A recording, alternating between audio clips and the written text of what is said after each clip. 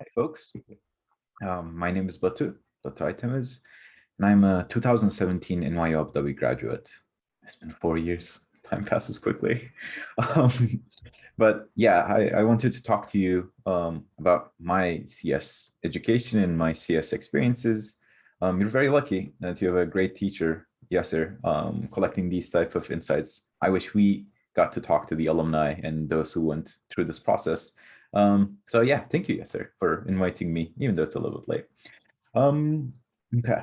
So yeah, I'm Batu, and I went through the process that you are currently going through. I started NYU Abu Dhabi 2013 and finished at 2017. And after that, I started grad school. I started to get my PhD, and I'm in the process of finishing it. I'm a PhD student at UC Santa Cruz, and my PhD research, my dissertation research, is about using AI techniques to make games more inclusive. So if anyone is interested in game development and game design, hit me up. But let's put a pin on that. Yasser asked me to reflect on my intro to CS experience and some of the process that I went through. And it was interesting to think about because a lot of the things that bubbled up when I was thinking into my first years at NYU Abu Dhabi was those insecurities that came to mind. So when I started undergrad, I had zero computer science experience. I have never written a single line of code. I didn't know what it really meant to program. I knew I wanted to develop games. I kind of heard from somewhere that in order to develop games, you needed to learn how to program, which really isn't that correct. So that's how I entered. And one of the first thing that I had to come to terms with was the fact that a lot of people around me were simply better at it, better at programming, that is. That was a sheer consequence of there were a lot of people who had been programming for their high school education, or they started earlier. And it was a big challenge for me to come to terms with that. I was good at what I did for most of my life throughout high school and all that. And I expected to be that way when I started undergrad, when I started NYU Abu Dhabi. And very fast, I realized like, that really isn't the case anymore. And it wasn't it was an emotional hurdle that I had to jump through. Regardless, I started my intro to CS class. And immediately I recognized I spent way too much time on the assignments and trying to understand it. And way too much is, I'm using way too much compared to what I was used to. I was used to listening in class and then doing the homework in half an hour maybe, and then being good. And then in my intro to CS assignments, instead of half an hour, things took 5 hours, 10 hours. And initially I thought that was a reflection on my capabilities. I just thought I wasn't smart enough. Turns out that's not the case. Turns out almost everyone actually takes time, because programming and similar technologies or subjects really require a slow process of learning and iteration and failing and learning and reading error messages.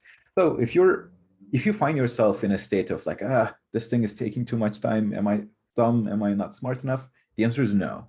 It is always the case. And I've been programming for what, 8 years now, I think. And I'm doing it at a PhD level.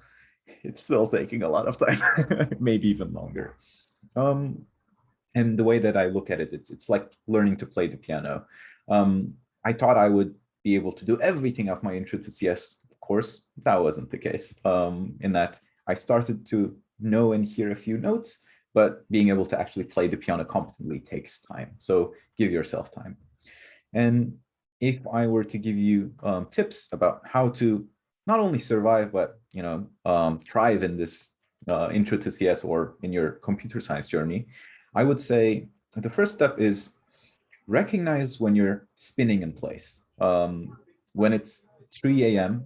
and you're trying to fix that annoying bug, and you recognize that you're just making changes to your code, running it, and then seeing what happens. If you reach that state, just take a break. I spent way too many hours when after my brain had shut down, but I was still zombieing in front of my computer. Be kind to yourself and go to sleep and just give it another go next morning, which means that you'll probably have to start a little bit early and not leave it to the last second, but that goes without saying. And the more important tip is don't struggle by yourself. I think a lot of the learning happens through your profs. Even more learning happens through Stack Overflow. And the biggest learning actually happens in your lateral connections, your peers. So if the Unix lab is still open, don't work in your own room. Just go to the Unix lab and work around the people who are struggling with the same concepts and help each other. And when you struggle with other people around you, you will see that things will just move a lot easier. And when you see other people also struggling, it will make you feel good as well. So overall, if you're struggling, you're not alone. Keep at it and it will get better. If you want to talk about games and game development and how academia and game development might look like, and if you're interested in that, send me an email and you can, Yasser will give you my email, but it is batu@aytemiz@gmail.com. Good luck and you'll get there.